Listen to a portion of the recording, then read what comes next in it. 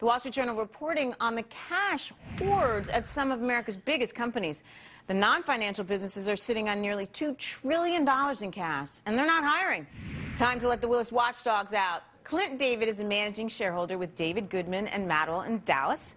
Laura Rowley is a finance expert at Yahoo, and S.E. Cupp is a conservative columnist. Is that what they call you these days? Sure, that works. Conservative columnist? All right, sure. Laura, you're a finance girl here today.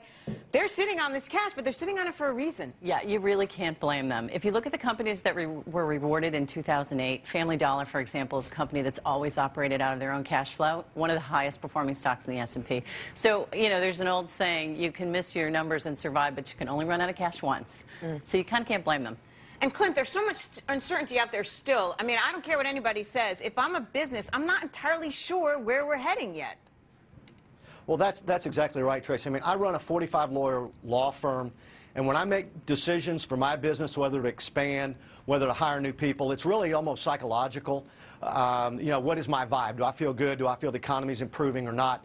You know, I think so many of these decisions holding on cash are fear-based. You retain cash when you're fearful. When greed kicks in, which it will eventually, then a lot of money's going to come off the sidelines. I see part of it people are hoping will go away if these tax rates are extended, but they're only extending them for 2 years. So in 2 years, what can I really do? That's short term. I mean, when it comes to a small business, medium-sized business, that's pretty short term. And everyone knows that to be real comfortable in business, you need that predictability. You need to be able to project and forecast out. So hopefully we see some easing of the fists, you know, with this money once the tax cuts are extended and they have some idea of what to expect at least for the next 2 years. But I think you're right that they're still going to be a little hesitant.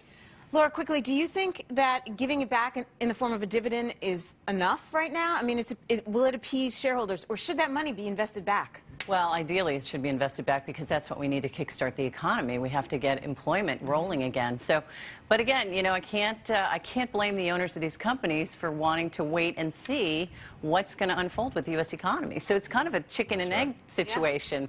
They need to start investing so we can hire jobs, but they're waiting to see if the economy starts going before they do. So it's very tricky. And it's all hinging on certainty, unfortunately. All right, well, if you cause a crash requiring the New York Fire Department to show up, you're going to pay up. A vehicle fire with injuries will cost you $490. No injuries, $415. No fire, well, that's a sale. That's $365. Well, Clint, come on, this cannot be legal. Hey, listen, it makes perfect sense to me. It's kind of like insurance premiums. You need to shift the value and the cost of the service to people that are using it. I will say, however, I think their pricing structure is a little bizarre. Where did they come up with these numbers? If I'm injured in a car, it's $490, but if my car's blazing on fire on the side of the street, it's only $415. Actually, putting out the car fire price seems like a bargain to me. So pull out the people and set the car on fire, right? I mean, well, this is pretty much, you know, pretty much your worst day ever, right? You get into a car accident, there's damage to your vehicle, you've sustained some injuries, you know, EMS comes and they deliver a bill. I mean, it just gets worse and worse and worse. But you're seeing a lot of this in this down economy. You're seeing fire departments in small towns with, you know, volunteer fire departments charging for your fires, and you pay a yearly, you know, subscription, essentially. I mean, times are tough, and they're getting creative.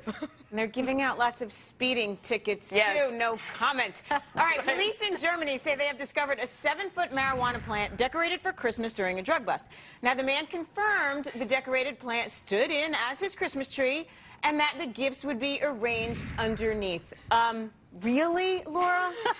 Really? Well, I guess that's one way to get Santa's reindeer to fly a little higher. Oh, that's good. She was working on that all day. There you go. Clint, come on now. So the police are going to buy this? Well, let me just say this. First of all, as any good lawyer does, I need to disclose a conflict of interest up front. I did go to college in the 70s, so I just want to get that out there right now. So you had a marijuana Christmas tree. I love this guy's move. This diversionary tactic. He hands over 5.5 ounces to the police, so I guess they won't notice this 7-foot marijuana tree in the corner. I guess this gives new meaning to that great Christmas carol, Angels We Have Heard on High. You guys were all practicing. Wow.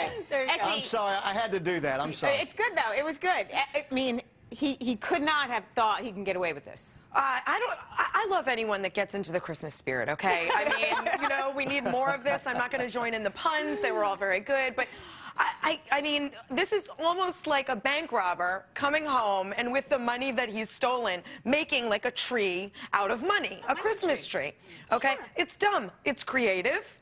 But it's Christmas. I like it. I can't fault him for it. It gets rid of that problem of that tree on the curb at the end of the holidays. There you go. I guess you could find things to do with it. The leaves don't fall off as quickly, right? I see a lot of benefits to this. I got nothing. I got nothing. Clint, Laura, Essie, thank you so much. We'll be right back. I'm going to ponder that.